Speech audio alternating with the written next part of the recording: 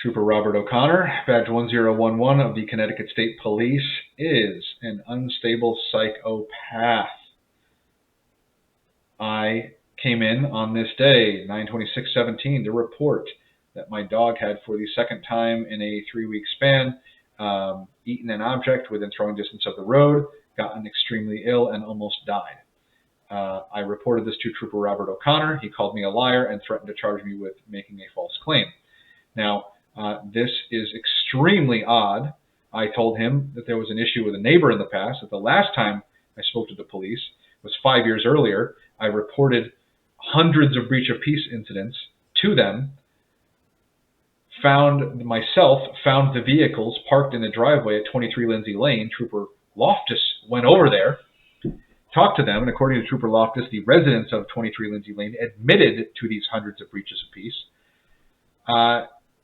I reminded Robert O'Connor of that, 1011. He said, yeah, I saw that in the computer, and just like a jerk, I said, so go over there and ask him if they poisoned my dog. He goes, I'm not going to do that.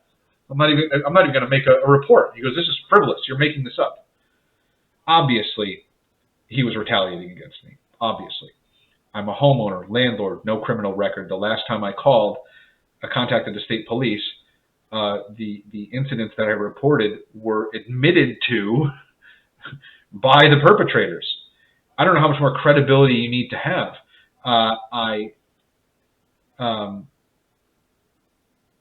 I had the vet bills with me. Let's get here. I had these 2 vet bills, the $937, and the 3 weeks later, it must have been just on that was the 9th, $335. What day did I go in and talk to him? I showed him those 2 vet bills. That meant nothing to him. Was it that? No. Was this after just the first poisoning? Or was that the 3rd time? I don't know. It's tough to say. But, for one reason or another, I went in there. I'm almost certain I had both bills, but it looks like maybe that was only after the first poisoning, which is interesting. I don't know if that changes my story or makes me what that means, but I guess that means that I went in after the first poisoning. Oh, no, there you go. No. It's, October 9th was the second one. So it looks like I went in after the first poisoning, after I got her back from the animal hospital and nursed her back to health and reported. So I had the 1 bill. I want to be very clear, and I want to tell the story accurately. I had the big bill here for the 937. Now, of course, because Trooper Robert O'Connor refused to act, and it appears as though, and this is my dog that suffered being poisoned repeatedly and was eventually killed in a suspicious, air quotes, accident. She did not deserve to be treated this way, obviously. She was retaliated against and tortured and killed because her guardian, me, had the bravery to speak out against police misconduct. And Trooper Robert O'Connor was presumably, I can't speak to his motivations. I only know what he did, but it probably wouldn't be a huge surprise that he was, a number of things. He probably enjoys the suffering of others. He probably likes, hurting people.